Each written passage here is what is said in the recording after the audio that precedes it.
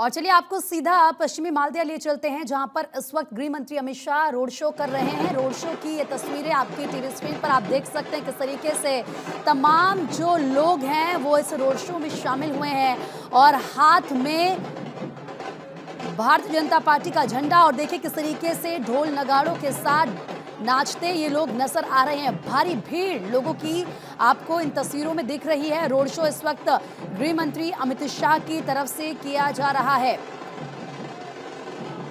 जनता को संबोधित भी गृह मंत्री अमित शाह कुछ देर में करते हुए नजर आएंगे, लेकिन फिलहाल ये सबसे पहले आप रोड शो की तस्वीरें देखिए और किस तरीके से भारी संख्या में यहां पर लोग इस रोड शो में पहुंचे हैं। खचाखच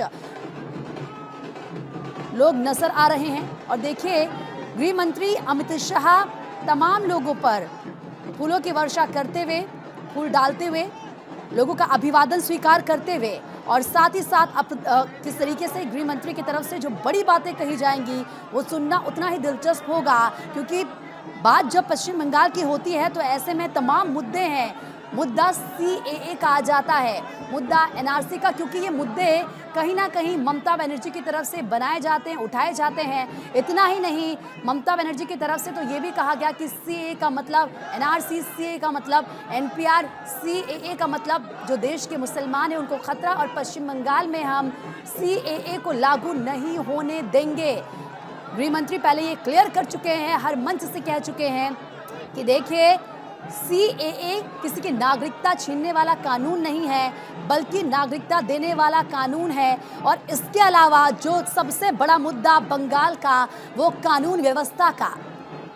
पहले चरण के दौरान हमने देखा वोटिंग के दौरान किस तरीके से उपद्रव की तस्वीरें सामने आई, माहौल खराब करने की कोशिश की गई, और इस मुद्दे को बीजेपी के तमाम दिग्गज भुनाते हुए नजर आ रहे हैं। लेकिन फिलहाल ये रोड शो की तस्वीरें इस वक्त आपकी टीवी स्क्रीन पर हम आपको दिखा रहे हैं। बीजेपी कैंडिडेट के लिए चुनाव प्रचार प्रसार किया जा रहा है। अब की बार 400 पार का जो लक्ष्य है उसे पूरा करना है, और इस लक्ष्य को साधने के लिए जनता के आशीर्वाद की आवश्यकता है। और तमाम जो वादे हैं, खास तौर पर अगर संकल्प पत्र की भारतीय जनता पार्टी की बात करें, संकल्प पत्र जिसे नाम दिया गया संकल्प, मोदी की गारंटी, उसमें किस तरीके से खास तौर पर जिस 4 जाति का जिक्र प्रधानमंत्री नरेंद्र मोदी हर मंच से करते हुए आए हैं, गरीब, किसान, युवा और महिला, उनको लेकर क्या विजन है भारतीय जनता पार्टी का। इसके अलावा जो 70 साल से ज्यादा उम्र के बुजुर्ग हैं उनके लिए 5 लाख तक का मुफ्त इलाज, क्योंकि तमाम दिक्कतें इस उम्र में होती हैं। हर एक चीज को ध्यान में रखा गया है और इन तमाम बातों का जिक्र खुद गृह मंत्री अमित शाह करते हुए नजर आएंगे। आप देखिए, हम आपको इस वक्त 2 तस्वीरें दिखा रहे हैं। एक तस्वीर आपके सामने पश्चिम बंगाल में जब गृह मंत्री का ये रोड शो हो रहा है, आप देख सकते हैं, और दूसरी तस्वीर आपको दिखा रहे हैं अमरोहा में सीएम योगी की जनसभा। योगी आदित्यनाथ जनता को संबोधित कर रहे हैं, क्या कुछ वो कह रहे हैं, एक बार वो भी सुन लेते हैं। पूरी छूट मिल गई थी,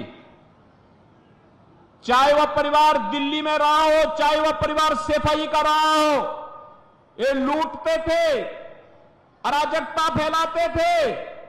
और डॉक्टर मनमोहन सिंह जी ने तो जब प्रधानमंत्री थे उस समय उन्होंने क्या कहा था?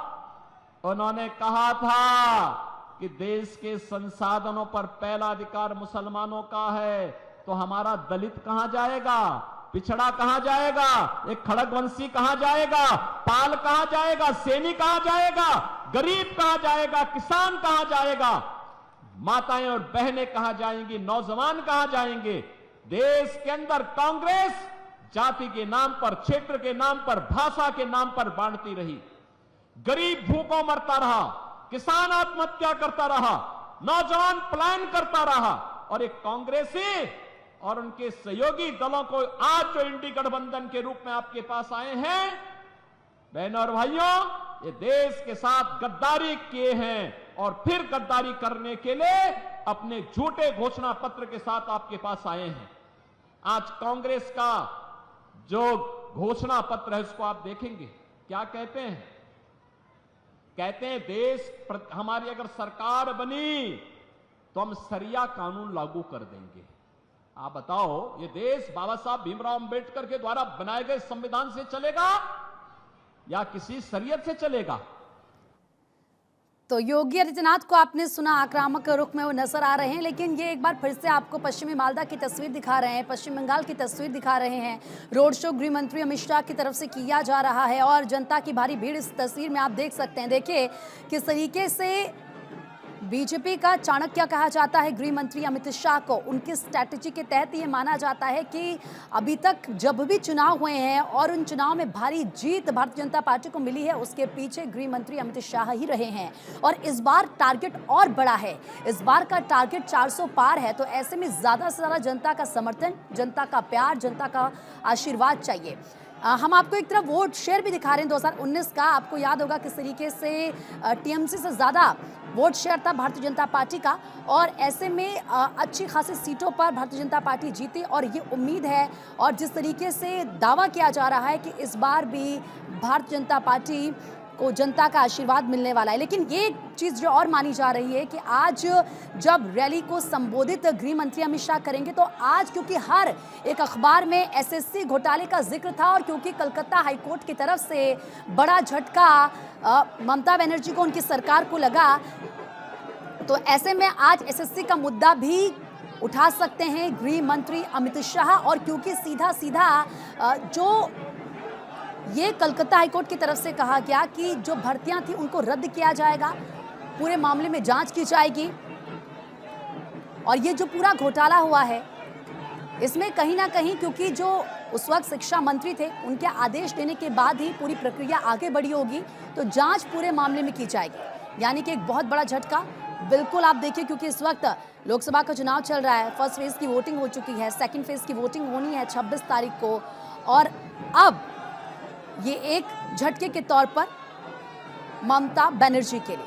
ममता बनर्जी वैसे तो काफ़ी आक्रामक रहती हैं, लेकिन कई मुद्दों पर वो घिर भी जाती हैं। चाहे आप धार्मिक जुलूस जब राज्य में निकाला जाता है, कुछ दिनों पहले आपको याद होगा रामनवमी के दौरान जब धार्मिक जुलूस निकाला गया, तब पत्थरबाजी वहाँ पर की गई, छतों से लोगों ने ईंट पत्थर फेंके, दुकान में आगजनी की गई, कई लोग उसमें घायल हुए। ये मुद्दा भी उठाया गया कि आखिर क्यों पश्चिम बंगाल में कानून व्यवस्था इतनी खराब है। संदेश खाली का मुद्दा आपको याद होगा, और संदेश खाली की पीड़िता को बकायदा भारतीय जनता पार्टी की तरफ से टिकट दिया गया। खुद प्रधानमंत्री नरेंद्र मोदी ने उन पीड़िताओं से बात की, और ऐसे में संदेश ये देने की कोशिश की गई कि राज्य में महिलाएं सुरक्षित नहीं है, और उस राज्य में जहां खुद सीएम एक मुख्यमंत्री हैं, तो ऐसे में आधी आबादी का ध्यान कौन रखेगा। लेकिन मालदा उत्तर सीट का अगर सामाजिक ताना बाना समझे तो देखिए किस तरीके से एसटी यहाँ पर 10.13% है। एससी वोटर की अहम भूमिका इस सीट पर है।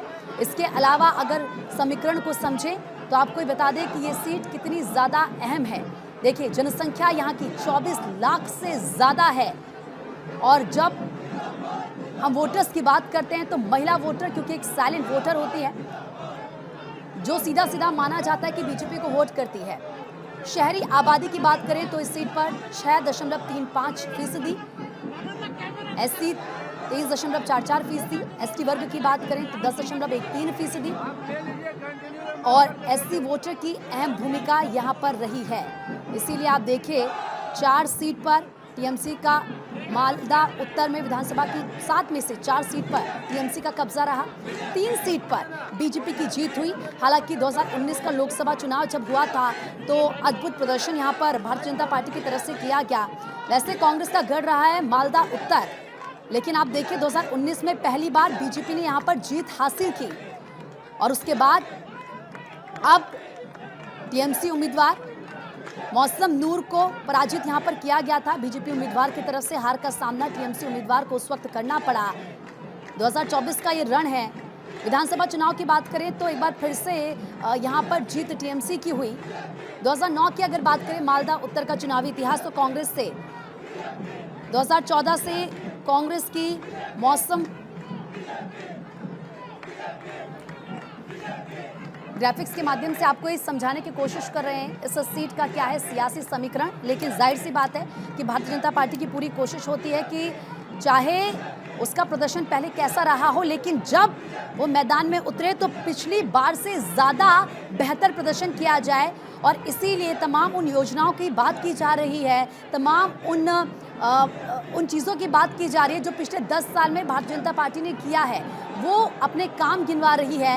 इन कामों में उन बातों का जिक्र किया जा रहा है कि जो 2019 के मैनिफेस्टो में थे, चाहे वो राम मंदिर का मुद्दा रहा हो, चाहे वो सीए का मुद्दा रहा हो, चाहे वो 3 तलाक का मुद्दा इससे पहले रहा हो, क्योंकि 3 तलाक को लेकर ये भारतीय जनता पार्टी कहती आई है और ये कह भी रही है। अगर आप तमाम मंचों से भारतीय जनता पार्टी के दिग्गजों को सुनेंगे तो वो कह रहे हैं कि देखिए, हमने देखा है कि क्या दंश झेला है हमारी मुस्लिम बहनों ने, और ऐसे में 3 तलाक से किस तरीके से प्रताड़ित रहती थी, लेकिन कानून इसके ऊपर बनाया गया, जिसके बाद सीधा सीधा असर उसका नजर भी आया।